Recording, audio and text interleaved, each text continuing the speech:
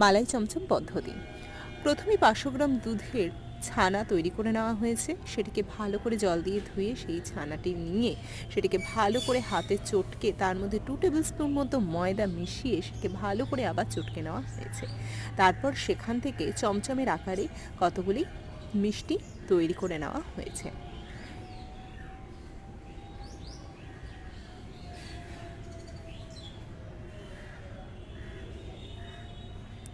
এইভাবে চমচম প্রস্তুত করে নেওয়ার পরে আরেকটি পাত্রে চিনির শিরা করতে দেওয়া হয়েছে। সেখানে একটু জলটা ফুটে আসলেই তার মধ্যে চমচমগুলো ছেড়ে দেওয়া হয়েছে এবং সেই চমচমগুলো যখন ফুলে মিষ্টির আকার ধারণ করছে তখন সেটিকে বন্ধ করে দেওয়া হয়েছে। আরেকটি পাত্রে আরও 300 গ্রাম মতো দুধ ভালো করে গরম করে সেটাকে ক্ষীরের মতো করে নেওয়া হয়েছে। তারপর তার মধ্যে এই চমচমগুলিকে দিয়ে দেওয়া হয়েছে এবং লাস্টে একটু এলাচের গুঁড়ো আর কেশর দিয়ে পরিবেশন করা হয়েছে মালাই চমচম।